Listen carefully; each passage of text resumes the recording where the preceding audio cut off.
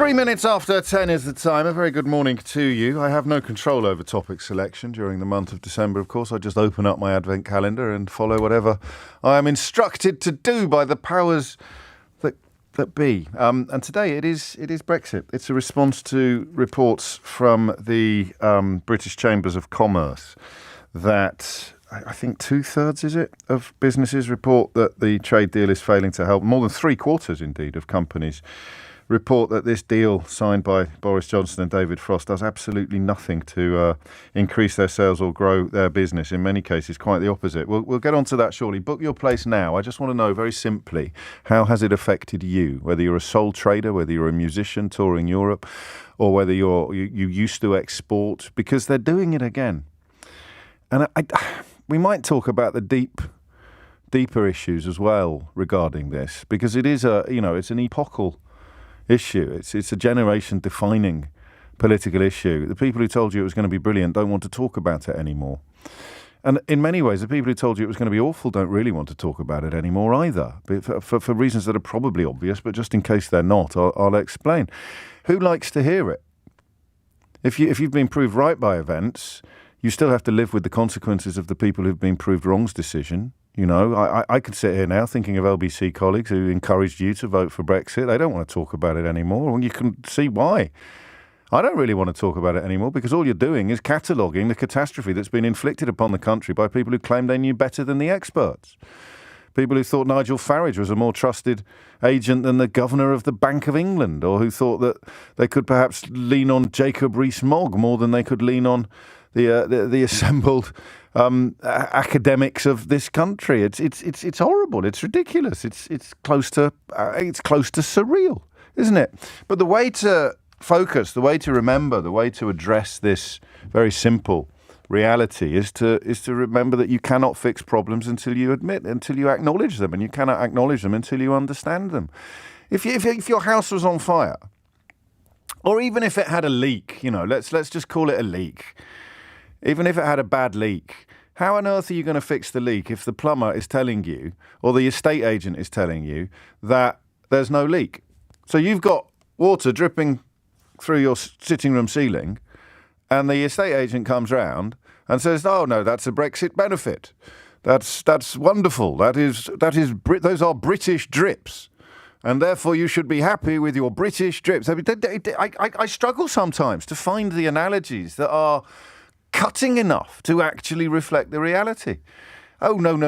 Rees-Mogg did it the other day on Question Time. You've got a bloke who's been a wine trader for 30 years, describing how his business has been wrapped in red tape as a consequence of something that people voted for on a promise from people like Rees-Mogg that red tape would be reduced.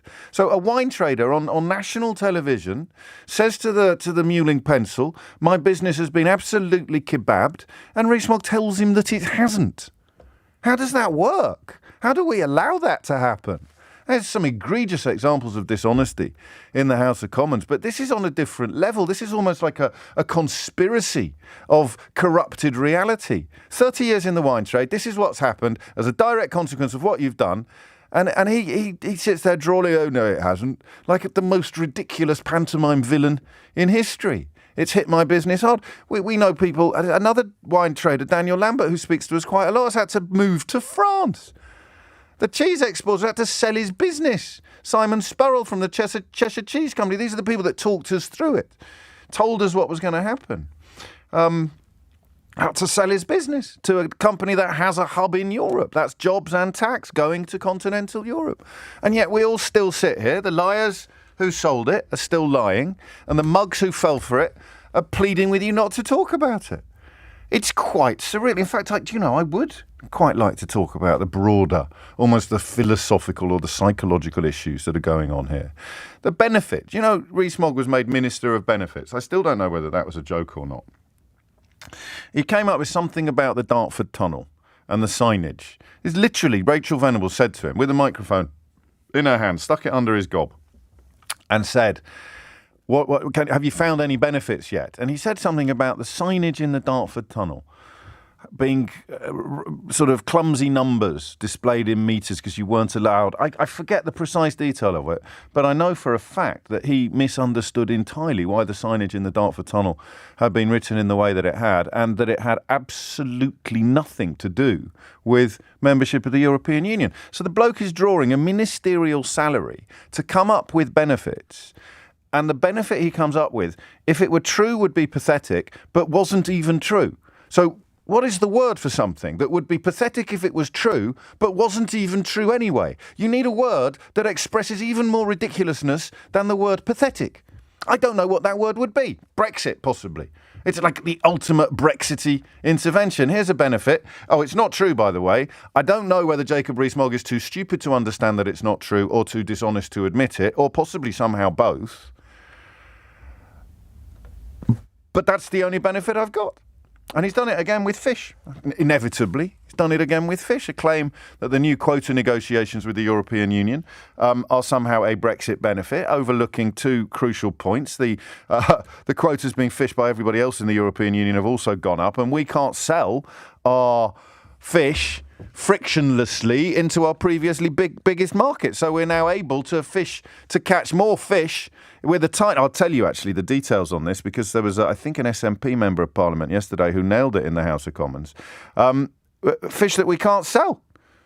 MP for Central Ayrshire. I don't actually know what party she is. She must be the SNP, mustn't she? I'll play you what she said yesterday. This is after the Telegraph reported. No one else has touched the story. 30,000 tonne increase in a Brexit bonus when the EU quota was increased to 350,000 tonnes. So it's a surreal scenario in which we find ourselves, where the liars continue to lie and the prominent people in the media mostly, or in the pub if you prefer, don't want you to talk about it anymore. Could you imagine if in 1967 England fans had demanded that we stop talking about winning the World Cup?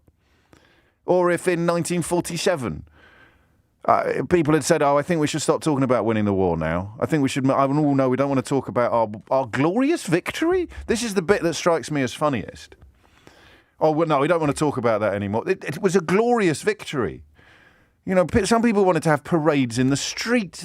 Some sort of Gammon and Pineapple Party members became human party poppers on the night of that result being posted. All of these wonderful celebrations have now turned into demands that we stop talking about it. Why would you want to stop talking about it?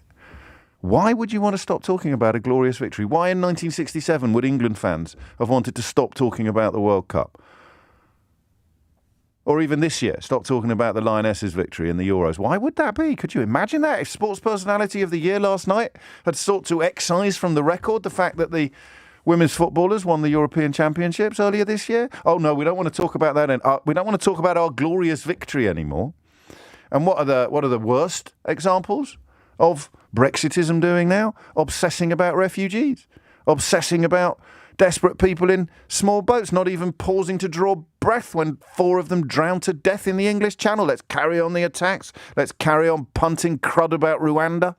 It's quite bizarre. We live in a country that has been utterly corrupted by a refusal to recognise reality. And on it goes. 12 minutes after 10 is the time. On it goes.